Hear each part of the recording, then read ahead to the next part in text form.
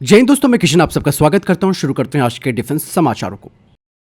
दोस्तों, भारत की दो बड़ी कंपनियां गोदरेज डिफेंस और L&T यानी कि लार्सन एंड टुब्रो चाहती है कि भारत सरकार उन्हें एक नया 90 किलो न्यूटन का स्वदेशी जेट इंजन बनाने के लिए फंड दे और ये मौजूदा कावेरी डेरिवेटिव इंजन का एक एडवांस वेरिएंट होगा जो खास तौर पर तेजस मार्क 1A और आगे चलकर तेजस मार्क 2 फाइटर जेट के लिए बनाया जाएगा। यहाँ पर दोस्तों नया इंजन इसलिए भी जरूरी है, इसके पीछे कई कारण है। जैसे कि अभी तेजस मार्क 1A में अमेरिकी GE-F404 इंजन लगा है जो कि 84 किलो न्यूटन थ्रस्ट जनरेट करता है और तेजस मार्क 2 के लिए होगा अमेरिका का GE-F414 इंजन जो कि 98 किलो न्यूटन थ्रस्ट जनरेट करता है। लेकिन दोस्तों अमेरिका से इंजनों की सप्लाई में देरी हो रही है और भविष्य में पाबंदियां भी लग सकती हैं। इसलिए भारत को अपना खुद का पावरफुल इंजन चाहिए ताकि बाहरी देशों पर वो निर्भर ना रहे। यहाँ पर जो कावेरी डेरिवेटिव इंजन है वो बिना आफ्टर बर्नर के लगभग 48 से 50 किलो न्यूटन ताकत देता है। इवन ब्रह्मोस एरोस्पेस इसमें आफ्टर बर्नर लगाकर इसे 73 से 75 किलो न्यूटन तक ले जाने पर काम कर रही है, लेकिन ये ताकत तेजस मार्क 1A के लिए कम है। ऐसे में दोस्तों गोदरेज और L&T 90 kilo Newton thrust generate वाला इंजन बनाना चाहते हैं और ये इंजन दोस्तों फ्यूचर प्रूफ भी होगा, यानी कि आने वाले 40 सालों तक काम कर सकेगा। क्योंकि तेजस मार्क 1A का वजन और हथियार क्षमता बढ़ चुकी है, इसलिए उसे अब ज्यादा ताकतवर इंजन चाहिए और इंडियन एयरफोर्स ने तेजस मार्क 1A के लिए 180 से ज्यादा विमान ऑर्डर किए हैं। इन सबको और इनके रिप्लेसमेंट इंजनों को मिलाकर अगले 40 सालों में 700 से ज्यादा इंजन चाहिए होंगे। अगर भारत के पास अपना 90 किलो न्यूटन थ्रस्ट इंजन होगा तो अमेरिका पर भारत निर्भर नहीं रहेगा। मतलब साफ है दोस्तों, गोदरेज और L&T जैसी प्राइवेट कंपनियां इस बात को अच्छी तरीके से समझती है कि भाई अमेरिकी इंजनों पर निर्भर रहना कितना कठिन हो सकता है। इसीलिए अगर 90 किलो न्यूटन थ्रस्ट क्लास का इंजन बन जाता है तो तेजस मार्क 1A और आगे मार्क 2 के लिए एक बड़ा फायदा होगा और साथ ही उनकी लंबी उम्र के लिए ताकत और भरोसा दोनों मिल जाएगा।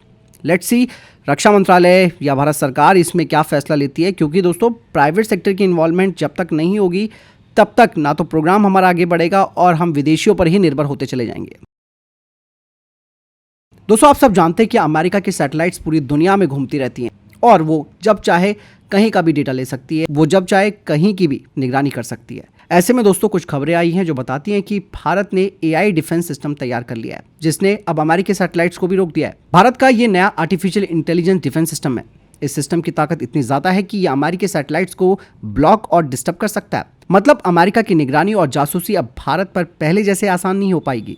अभी तक अमेरिका अपनी ताकत सैटेलाइट टेक्नोलॉजी और निगरानी पर चलाता था, लेकिन भारत का ये कदम दिखाता है कि अब कोई भी देश सिर्फ अमेरिका की आंखों के भरोसे नहीं रहेगा।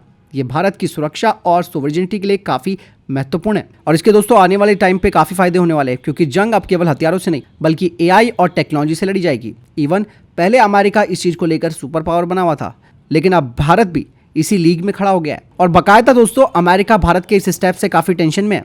उनको इस बात की चिढ़ होने लगी है कि भारत अब ग्लोबल पावर बनने की ओर बढ़ रहा है। मतलब साफ है कि भारत ने दोस्तों ये करके दिखा दिया है कि वो सिर्फ डिफेंस करने वाला देश नहीं है बल्कि तकनीक से भविष्य तय करने वाला देश भी है।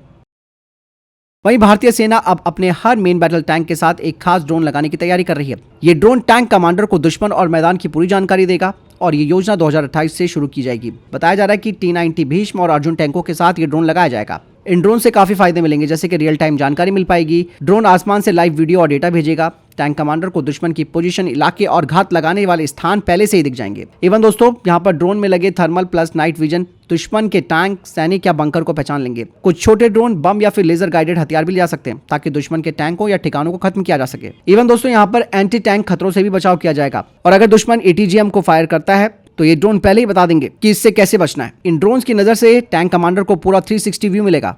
कहा जा रहा है कि ये drone AI technology, anti jamming system और GPS से स्वतंत्र नेविगेशन के साथ आएंगे। मतलब साफ है कि अगर दुश्मन सिग्नल जाम करने की कोशिश करता है तब भी ये काम कर पाएंगे। वही दोस्तों जापान की मीडिया ने कहा है कि जापान इस साल ऐसी लॉन्ग रेंज मिसाइलों को तैनात करने की योजना बना रहा है जिनकी रेंज चीन के तटीय इलाकों और ताइवान तक पहुंच सकती है और ये कदम दोस्तों सीधे सीधे जापान की रक्षा नीति में एक बड़ा बदलाव दिखाता है। वहीं चाइना के विशेषज्ञों का कहना है कि ये कदम जापान की सैन्य महत्वाकांक्षा को उजागर करता है। मतलब साफ है कि जापान अपनी ताकत बढ़ा रहा है दोस्तों, लेकिन चाइना मान रहा है कि इससे जापान खुद असुरक्षित हो जाएगा। वहीं रक्षा सचिव राजेश कुमार सिंह ने NDTV डिफेंस समिट में बताया कि सितंबर 2025 के अंत तक भारतीय वायुसेना को पहले 2 तेजस मार्क 1A फाइटर जेट मिल जाएंगे। ये डिलीवरी तब हो रही है जब सभी बड़े हथियारों के ट्रायल सफलतापूर्वक पूरे हो चुके हैं। खास करके इसमें सबसे अहम था अस्त्र मार्क 1 मिसाइल और नए ISRR के साथ जोड़कर उसका परीक्षण करना।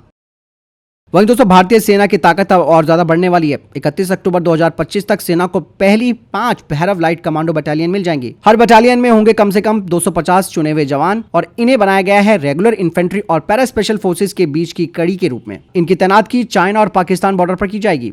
पहली 5 यूनिटें दोस्तों लेह, श्रीनगर, नगरोटा, पश्चिमी रेगिस्तान क्षेत्र और उत्तरी पहाड़ी इलाकों में बनी है। इनकी खासियतों की अगर बात की जाए तो ये छोटी लेकिन बेहद तेज और फुर्तीले यूनिट होंगी। इनके पास लेटेस्ट हथियार, गैजेट्स और ड्रोन होंगे। दुश्मन की सीमा के पीछे जाकर क्लैंडस्टाइन मिशंस को ये कर सकेंगे और इन्हें ऑपरेशन के हिसाब से कस्टमाइज हथियार और उपकरण दिए जाएंगे। बाकायदा इन्हें 2 से 3 महीने की स्पेशल ट्रेनिंग भी दी जाएगी। आपको बता दें कि सेना की मौजूदा 10 पैरा एसएफ बटालियन और 5 पैरा एयरबॉर्न यूनिट्स को और मजबूती मिलेगी। ये दुश्मन के इलाके में जाकर हाई इंपैक्ट टैक्टिकल ऑपरेशंस कर सकते हैं। इवन सेना अब रुद्रा ब्रिगेड और शक्ति बटालियन जैसी यूनिटें भी बना रही है। हर यूनिट के पास अब होंगे डेडिकेटेड ड्रोन प्लाटून।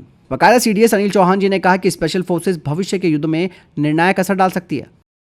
वहीं दोस्तों ईडी ने भारत की नई long range attack cruise missile यानी कि LACM की रेंज धीरे धीरे बढ़ाने की योजना बनाई है। अभी तक 1000 किलोमीटर की रेंज तक सफल परीक्षण हो चुके हैं। आने वाले वर्षों में 1500 किलोमीटर और फिर 2000 किलोमीटर तक इसकी रेंज बढ़ाई जाएगी। बता दें कि इस LRLACM में STFE मानिक इंजन लगा है, आईसा सीकर है। इसे मोबाइल से लॉन्च किया जा सकता है। इसमें नई टेक्नोलॉजी के साथ बेहतर रेंज होगी।